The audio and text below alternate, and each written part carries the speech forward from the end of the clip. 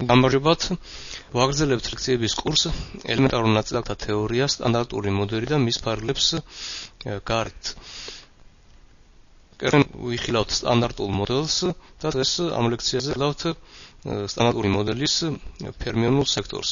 თვითონ ფერმიონული სექტორი არის ძალიან მნიშვნელოვანი და ბევრი საინტერესო გამოვლენა აქვს სტანდარტულ მოდელში. აი სწორედ ამ გამოვლენების შესასწავლად დავიწყებთ ასე ვთქვათ, ძალიან მარტივი ფერმიონული სექტორის ძალიან მარტივად შესწავლიდან მე გადავალთ უფრო რთულ საკითხებზე.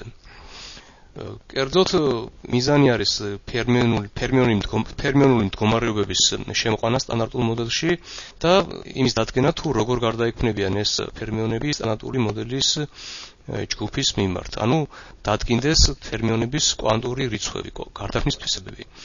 როგორც ვიცით, კვანტური მოდელის სიმეტრია არის SU3, ძლიერი ურთიერთქმედების ჯგუფი, რომელიც არის კვანტური ქრომოდინამიკა, SU2, U1 ელექტროსუსტი ურთიერთქმედების ჯგუფი.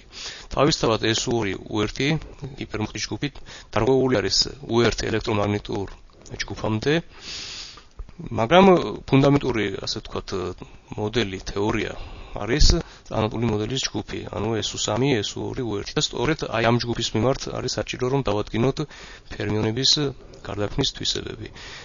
დავიწყოთ ფერმიონული თაობების განხილვით, კერძოდ დავიწყოთ მხოლოდ ერთი თაობის განხილვით. ფერმიონები ეს ერთი თაობა შეგვიძლია გავყოთ ლეპტონებად და კვარკებად. ლეპტონები მოიცავენ ელექტრონს, რომელიც მუხტი არის -1 და აღნიშნულია E-ით, ასევე პოზიტრონს, რომელიც აღნიშნულია EZ და ნეიტრინოს. ხოლო კვარკები არიან ზედა კვარკი U, ქვედა კვარკი D და შესაბამისად ანტიკვარკები UC და DC. აი ეს ნაწილაკები შეადგენენ ერთი თაობის სტანდარტული მოდელის ფერმიონულ მდგომარეობებს. თავისთავად, როდესაც ასეთი აღნიშნები შემოყავს, აუცილებელი არის მივუთითოთ თუ რომელ ბაზისში მუშაობთ ჩვენ. კერძოდ ფერმიონულ მდგომარეობებს რა სტრუქტურა აქვს. აი ნებისმიერ ფერმიონს თუ აღნიშნავთ F-ით, რომელიც აერთიანებს აი ამ ყველა მდგომარეობას სტანდარტული მოდელისა, ნეიტრინოს, ელექტრონს, პოზიტრონს, ზედა და ქვედა კვარკებს და შესაბამისად ზედა და ქვედა ანტიკვარკებს. ეს ინდექსი E აქ მიუთითებს თაობათა ნიშანს, ინდექს, რომელიც იცვლება 1-დან 3-მდე, ანუ სტანდარტულ მოდელში გვაქვს ჩვენ 3 ფერმიონული თაობა.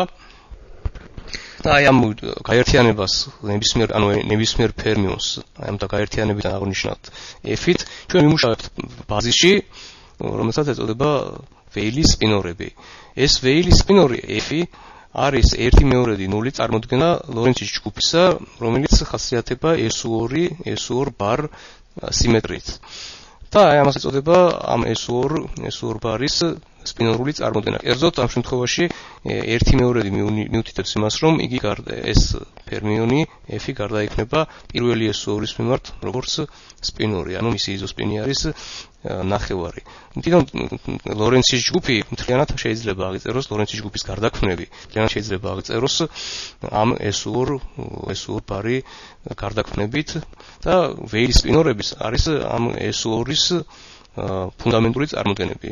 კერძოდ ამ F ფერმიონის მდგომარეობას აქვს სხვა ინდექსი ლორენცის სივრცეში ალფათი აღნიშნულია ამ სლაიდზე და ეს ალფა გარბის 1-დან 2-მდე, ეს 1 და 2 ეკუთვნის პირველ SU2-ს. აი ყველა ფერმიონი, რომელიც მოხსნებულია აქ სლაიდზე, E-, EC, ნეიტრინო, ზედა და ქვედა კვარკები და მათი ანტიკვარკები წარმოადგენენ ამ აღნიშნებში ვეილის სპინორებს,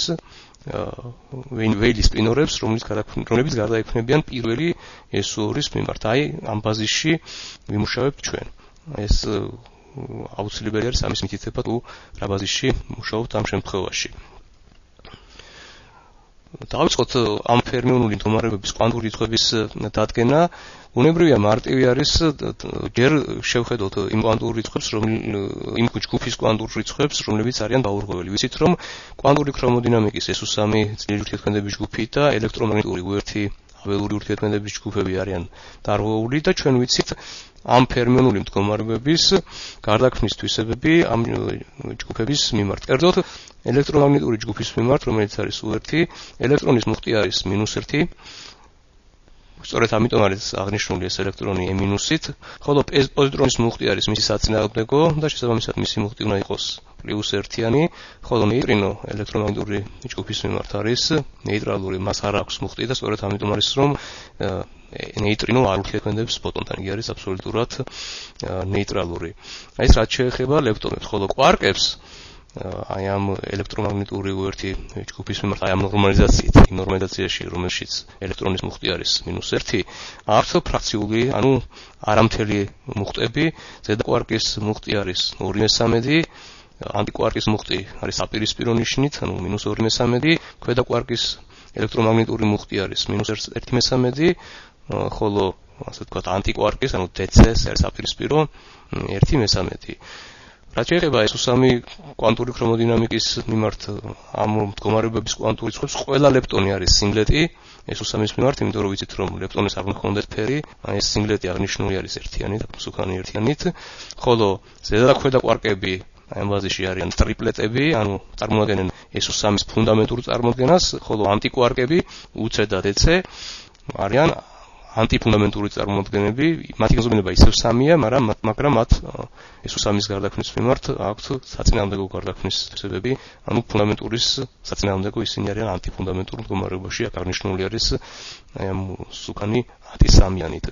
აღნიშნოს რომ კვანტური რიცხვები უნივერსალურია ყველა თაობის მიმართ. ამ შემთხვევაში აქ მოყვანილია კვანტური რიცხვები მხოლოდ ერთი თაობისთვის, ლეპტონებისათვის და კვარკებისთვის, მაგრამ მეორე და მესამე თაობის შესაბამის ნაწილაკებს მდგომარეობებს ექნებათ ანალოგიური კვანტური.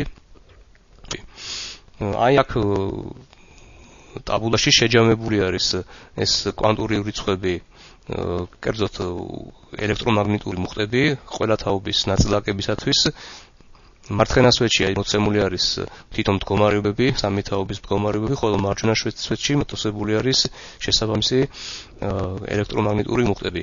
ხედავთ რომ გვაქვს სამი ნეიტრინო, სამი თაობის ნეიტრინო, ასე ვთქვათ ელექტრონული ნეიტრინო, მუონური ნეიტრინო, ტაუნური ნეიტრინო და მათ ყველას დამოუკიდებელ თაობისა აქვთ უნივერსალური ელექტრომაგნიტური მუხტი, მათი მუხტი არის 0, რადგან მათ არ აქვთ ელექტრომაგნიტური ურთიერთქმედება.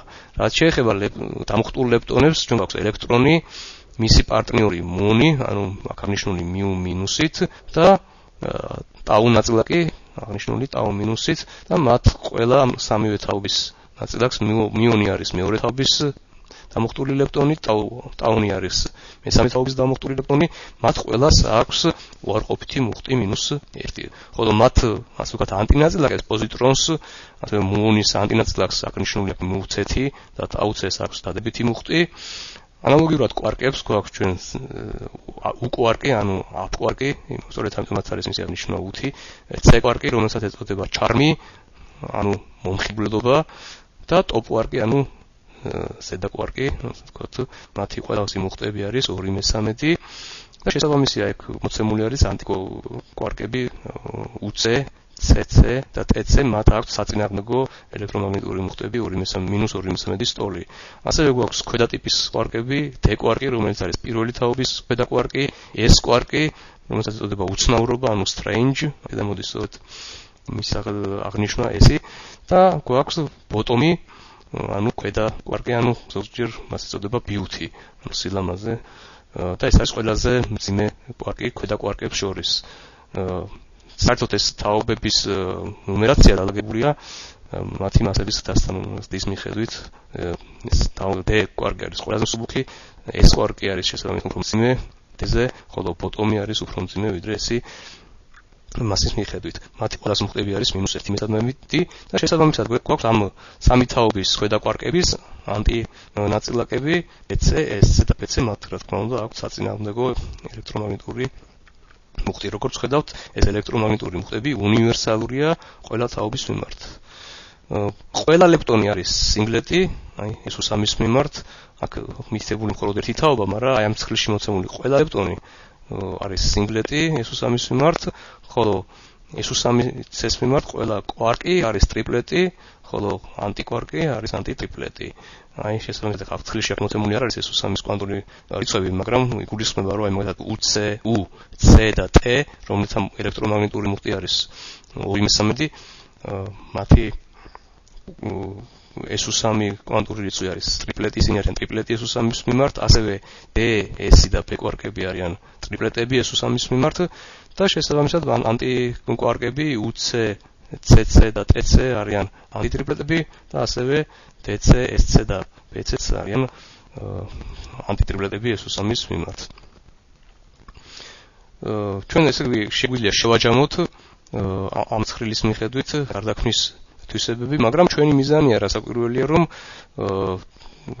გამოვიყვანოთ და ჩამოწეროთ სტანდარტული მოდელის ნაწილაკების გარდაქმნის თვისებები კვანტური რიცხვების სტანდარტული მოდელის ჯგუფის მიმართ, რომელიც წარმოადგენს SU3, SU2 და U1 ჰიპერმუხტის ჯგუფს. ანუ უნდა მოვახდინოთ ჩვენ ამ ფერმიონული თაობების სტანდარტული მოდელის წარმოდგენაში ჩადება, სტანდარტულ მოდელში ჩადება. ჩადება მოხდენილი არის შემდეგნაირად, რომ დავიწყოთ SU3, SU2-დან, კერძოდ ლეპტონებით. ლეპტონები შეგვიძლია ნეიტრინოსა და უარყოფითად დამუხტული ელექტრონის ერთად გაერთიანება, ასე ვთქვათ, SU2 დუბლეტში, ეს არის აღნიშნული არის აქ ელი, ეს არის SU2 ელის დუბლეტური წარმოდგენა. აი ფრჩხილებში მითითებული გარდაქმნის თვისებები ან კვანტური რიცხვები SU3 და SU2-ის მიმართ, ვიცით რომ ეს ლეპტონები ყველა არის SU3-ის მიმართ სინგლეტი, ეს ერთიანი სწორედ მიუთითებს ამ სინგლეტობას, ხოლო ორიანი მიუთითებს იმას, რომ ეს ელი არის ორგანზომილებიანი SU2-ის მიმართ, ანუ მას აქვს ორი კომპონენტი, ნეიტრინოს კომპონენტი, რომელიც ზევით არის მოთავსებული ამ სვეტში და ელექტრონის კომპონენტი. ხოლო ერთი ნაწილაკი, რომელიც იყო S E-ის ანტინაწილაკი, ანუ პოზიტრონი, არის სინგლეტი ორივე ჯგუფის მიმართ. მას არ აქვს კვანტური რიცხვი SU3 ძლიერი ურთიერთქმედების მიმართ და არ აქვს ასევე კვანტური რიცხვი SU2 სუსტი ურთიერთქმედების ჯგუფის მიმართ. რაც შეეხება კვარკებს, ზედა და ქვედა კვარკები ორივე არის ტრიპლეტი, ამიტომ ისინი გაერთიანებული არიან ეგრეთ წოდებულ კვარკულ დუბლეტში, აღნიშნული არის აქ 5. გასაგები არის, რომ უნივერსალურად გარდაიქმნება U და D SU3-ის მიმართ და ისინი გაერთიანებიან, ამიტომაც არიან ეს Q არის ტრიპლეტი და დუბლეტი არის SU2-ის მიმართ, ანუ მას აქვს ორი კომპონენტა, კერძოდ ზედა და ქვედა კომპონენტა. ანუ Q-ს გარდაქმნის თვისება SU3 SU2-ის მიმართ მოცემული არის ამ ფრჩხილებში, აქ არის 3, 2. ანტიკვარკები არის სინგლეტები SU2-ის მიმართ, ანუ იმიტომაც არის ეს ფრჩხილებში დაწერილი აქ ერთიანები, ანუ UC-ც და DC-ც არის, ასე ვთქვათ, ბრმები, ამ SU2 ელის მიმართ მათ არ გააჩნიათ რაც არის გარდაქმნის თვისებები SU2 ჯგუფის მიმართ, ხოლო SU3-ის მიმართ ისინი წარმოადგენენ ანტიტრიპლეტებს.